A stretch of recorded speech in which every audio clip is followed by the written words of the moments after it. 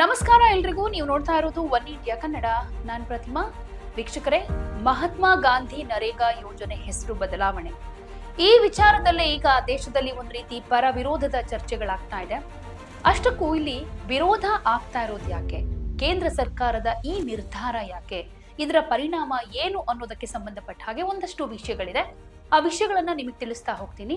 ಹಾಗೆ ನೀವು ಈ ವಿಡಿಯೋವನ್ನ ಕೊನೆ ತನಕ ನೋಡಿ, ಜೊತೆಗೆ ನಮ್ಮ ಚಾನೆಲ್ ಅನ್ನ ಇನ್ನೂ ಸಬ್ಸ್ಕ್ರೈಬ್ ಮಾಡಿಲ್ಲ ಅಂದ್ರೆ ಮಿಸ್ ಮಾಡದೆ ಈಗಲೇ ಸಬ್ಸ್ಕ್ರೈಬ್ ಮಾಡಿ. ಗ್ರಾಮೀಣ ಭಾಗದಲ್ಲಿ ಉದ್ಯೋಗ ಖಾತ್ರಿ ಕೊಡುವಂತಹ ನರೇಗಾ ಯೋಜನೆಯ ಹೆಸರನ್ನ ಚೇಂಜ್ ಮಾಡಿ ಕೂಲಿ ದಿನಗಳನ್ನ ಹೆಚ್ಚಿಸೋದಕ್ಕೆ ಪ್ರಸ್ತಾಪಿಸೋ Viksit Bharat guarantee for Rozgar and Ajeevika mission ಅಥವಾ ವಿಬಿಜಿ ರಾಮ್ಜಿ ಅನ್ನೋ ಹೊಸ ಮಸೂದೆಯನ್ನ ಕೇಂದ್ರ ಸರ್ಕಾರ ಲೋಕಸಭೆಯಲ್ಲಿ ಮಂಡನೆ ಮಾಡಿತು. ಈ ನರೇಗಾ ಯೋಜನೆ 2005ರಲ್ಲಿ ಶುರುವಾಗಿದ್ದು, ಈ ಯೋಜನೆಯ ಮುಖ್ಯ ಉದ್ದೇಶ ಏನಂತಂದ್ರೆ ಗ್ರಾಮೀಣ ಪ್ರದೇಶದ ಬಡ ಕುಟುಂಬಗಳಿಗೆ ವರ್ಷಕ್ಕೆ ಕನಿಷ್ಠ 100 ದಿನ ಕೆಲಸದ ಭರವಸೆಯನ್ನ ಕೊಡೋದು. ಈ ಯೋಜನೆಯಿಂದ ಲಕ್ಷಾಂತರ ಬಡ ಕುಟುಂಬಗಳಿಗೆ ಉದ್ಯೋಗ ಸಿಗ್ತಾ ಇತ್ತು, ಕೈಗೆ ಕೆಲಸ ಸಿಗ್ತಾ ಇತ್ತು, ಹಣ ಸಿಗ್ತಾ ಇತ್ತು. ಇದೆಲ್ಲದರಿಂದ ಊರಿಗೆ ಅಭಿವೃದ್ಧಿ ಆಗ್ತಾ ಇತ್ತು, ಆರ್ಥಿಕ ಬಲ ಕೂಡ ಸಿಗ್ತಾ ಇತ್ತು. ಈ ಯೋಜನೆಗೆ ಮಹಾತ್ಮ ಗಾಂಧಿ ಹೆಸರನ್ನ ಯಾಕಿಟ್ಟಿದ್ದಾರೆ ಅಂದ್ರೆ, ಗಾಂಧೀಜಿ ಹೇಳಿದ ಹಾಗೆ ಗ್ರಾಮವೇ ಭಾರತದ ಆತ್ಮ ಅನ್ನೋದು ಮೊದಲ ಕಾರಣ. ಹಾಗೆ ಮಹಾತ್ಮ ಗಾಂಧಿಯ ಹೆಸರು ಕೇವಲ ಹೆಸರು ಮಾತ್ರ ಅಲ್ಲ, ಅದು ಒಂದು ತತ್ವ. ಗಾಂಧೀಜಿ ಅಂದ್ರೆ ಬಡವರ ಪರ ಧ್ವನಿ, ಗ್ರಾಮೀಣ ಭಾರತದ ಸಂಕೇತ, ಕೆಲಸದ ಗೌರವದ ಪ್ರತೀಕ ಅಂತ. ಅಂತಹ ವ್ಯಕ್ತಿ ಹೆಸರನ್ನ ತೆಗೆದುಹಾಕೋದು ಜನರಿಗೆ ಒಂದು ರೀತಿ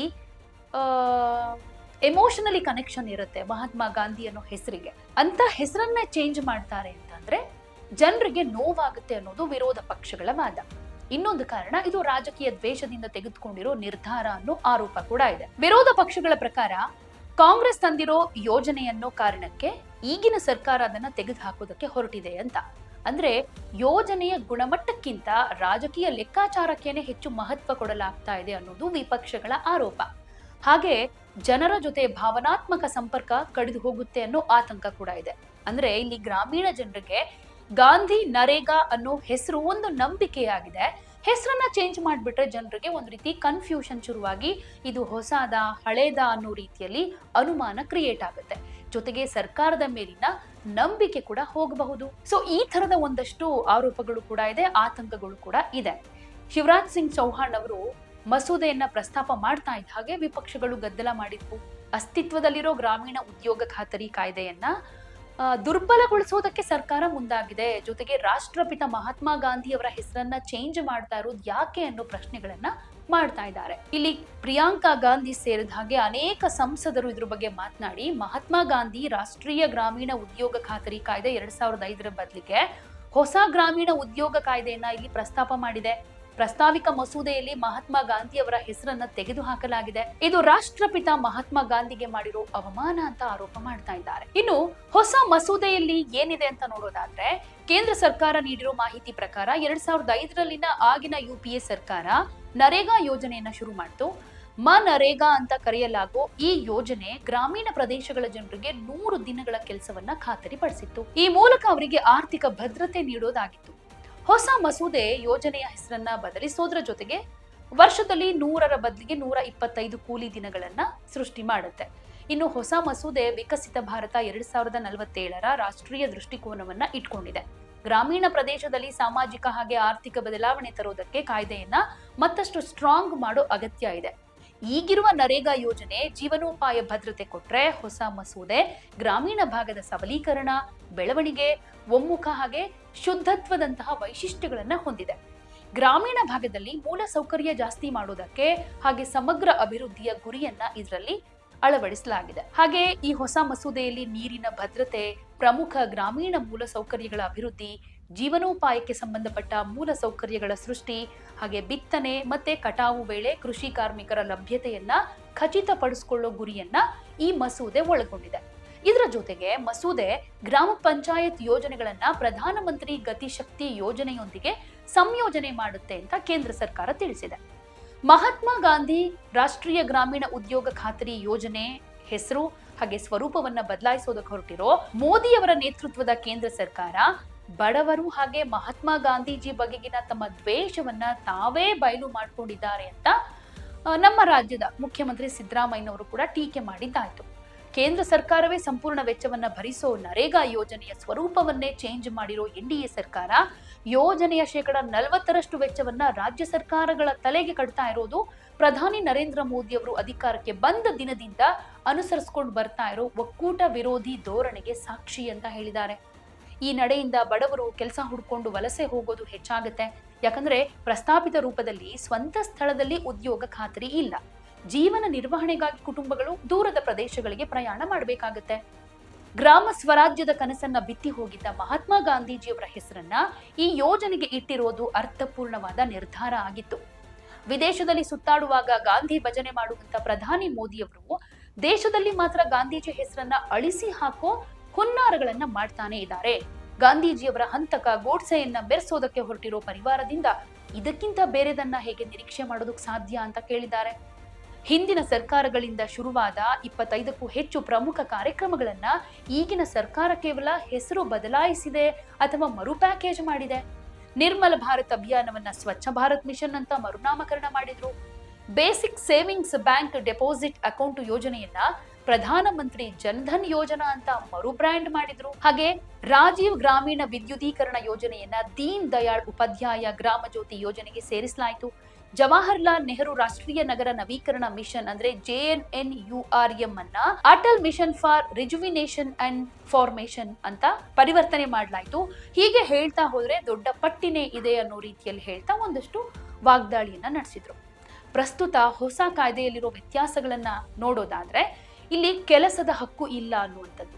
ಅಂದ್ರೆ ಮನರೇಗಾ ಕಾಯ್ದೆಯಲ್ಲಿ ಕೆಲಸದ ಹಕ್ಕಿನ ಖಾತ್ರಿ ಇತ್ತು. ಅಂದ್ರೆ ಜನ ಬಯಸಿದಾಗ ಸರ್ಕಾರ ಉದ್ಯೋಗ ಕೊಡಬೇಕಾಗಿತ್ತು. ಆದ್ರೆ ಈಗ ಇದು ಸಪ್ಲೈ ಬೇಸ್ಡ್ ಅಂತ ಕೇಂದ್ರ ಸರ್ಕಾರ ಚೇಂಜ್ ಮಾಡ್ತಾ ಇರೋದ್ರಿಂದ ಕೇಂದ್ರ ಸರ್ಕಾರ ಕೊಟ್ಟಾಗ ಮಾತ್ರ ಜನ ಉದ್ಯೋಗ ಮಾಡಬೇಕು. ಸರ್ಕಾರ ತನ್ನ ಬಳಿ ಫಂಡ್ ಇಲ್ಲ ಅಂತ ಅಂದ್ರೆ ಕೆಲಸ ಇಲ್ಲ ಅಂತಾನೆ ಅರ್ಥ. ಸಂಸದೀಯ ಸಮಿತಿ 150 ದಿನ ಕೆಲಸ ಕೊಡಬೇಕು ಅಂತ ಶಿಫಾರಸು ಮಾಡಿತ್ತು. ಕೇಂದ್ರ ಸರ್ಕಾರದ ಅನುದಾನದ ಕೊರತೆಯಿಂದ ಸದ್ಯ ನರೇಗಾ ಯೋಜನೆಯಲ್ಲಿ ಒಂದು ಕುಟುಂಬಕ್ಕೆ 100 ದಿನಗಳ ಬದಲಿಗೆ ಸರಾಸರಿ ಕೇವಲ 44 ದಿನಗಳಿಗೆ ಉದ್ಯೋಗ ಸಿಗ್ತಾ ಇದೆ ಅಂತ ದಿ ಹಿಂದೂ ಸೇರಿದ ಹಾಗೆ ಅನೇಕ ಮಾಧ್ಯಮಗಳು ವರದಿ ಮಾಡಿವೆ. ಇಂಥ ಪರಿಸ್ಥಿತಿಯಲ್ಲಿ 125 ದಿನಗಳ ಕೆಲಸ ಕೊಡ್ತೀವಿ ಅನ್ನೋದು ಕೇವಲ ಕಣ್ಕಟ್ಟಿನ ಮೋಸ ಹೊರತು ನಿಜ ಅಂತೂ ಅಲ್ವೇ ಅಲ್ಲ ಅಂತ. ಇನ್ನು 1.5 ಕೋಟಿ ಜನರ ಜಾಬ್ ಕಾರ್ಡ್ ಕೂಡ ಡಿಲೀಟ್ ಆಗುತ್ತೆ ಅನ್ನೋ ವಿಚಾರ. ಇಲ್ಲಿ ಈ KYC ಮಾಡಿಸಿಲ್ಲ ಅನ್ನೋ ಕಾರಣಕ್ಕೆ ಕೇಂದ್ರ ಸರ್ಕಾರ ಇಲ್ಲಿ ತನಕ ನರೇಗಾ ಜಾಬ್ ಕಾರ್ಡ್ ಇಟ್ಕೊಂಡಿದ್ದಂತ 1.5 ಕೋಟಿ ಕಾರ್ಮಿಕರ ಜಾಬ್ ಕಾರ್ಡ್ಗಳನ್ನ ಡಿಲೀಟ್ ಮಾಡಿದೆ. ಅಲ್ಲಿಗೆ ಇವರಿಂದ ಖಾಯಂ ಕೆಲಸದ ಹಕ್ಕನ್ನ ಕಿತ್ಕೊಂಡಿದ್ದಾರೆ. ನಕಲಿ ಅಥವಾ ತಪ್ಪು ಅಂತ ಹೇಳಿ ನಿಜವಾದ ಕಾರ್ಮಿಕರನ್ನ, ವಿಶೇಷವಾಗಿ ವೃದ್ಧರು, ಮಹಿಳೆಯರನ್ನು ಕೂಡ ತೆಗೆದು ಹಾಕ್ತಾರೆ. ಆಧಾರ್ ಡೇಟಾ ಮಿಸ್ ಮ್ಯಾಚ್ ಅನ್ನೋ ಕಾರಣ, ಅಂದ್ರೆ ಇಲ್ಲಿ ಹೆಸರಿನ ವಿಚಾರದಲ್ಲಿ ಏನಾದ್ರೂ ತಪ್ಪಾಗಿದ್ರೆ, ಸ್ಪೆಲ್ಲಿಂಗ್ ಮಿಸ್ಟೇಕ್ ಏನಾದ್ರೂ ಆಗಿದ್ರೆ ಇದು ಕೂಡ ಆಗುತ್ತೆ. ಡಿಜಿಟಲ್ ಅಕ್ಷರತೆ ಕಮ್ಮಿ ಇರೋ ಗ್ರಾಮೀಣ ಜನರಿಗೆ ಈ KYC ಮಾಡೋದಕ್ಕೆ ಕಷ್ಟ. ಇದರಿಂದ ಅವರು ಯೋಜನೆಯ ಲಾಭದಿಂದ ವಂಚಿತರಾಗಬಹುದು.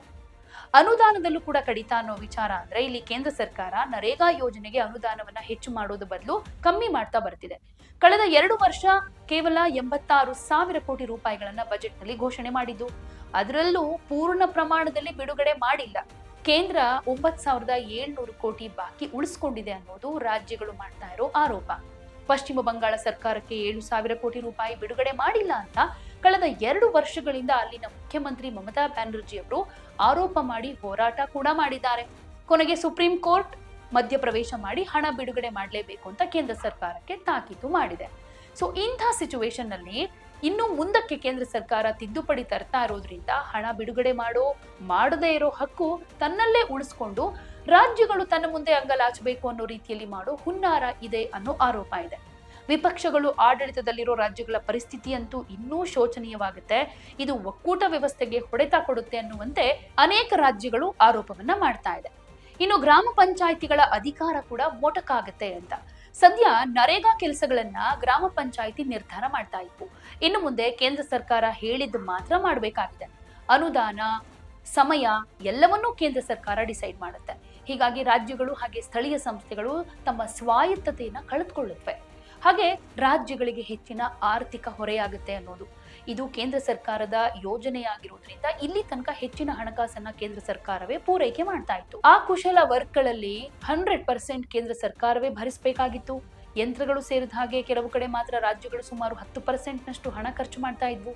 ಆದ್ರೆ ಈಗ ಹೊಸ ಬಿಲ್ ಪ್ರಕಾರ ಕೇಂದ್ರ ಸರ್ಕಾರ 60% ಕೊಟ್ರೆ ಉಳಿದ 40% ಅನ್ನ ರಾಜ್ಯಗಳೇ ಭರಿಸಬೇಕು ಅನ್ನೋ ನಿಬಂಧನೆ ಇದೆ.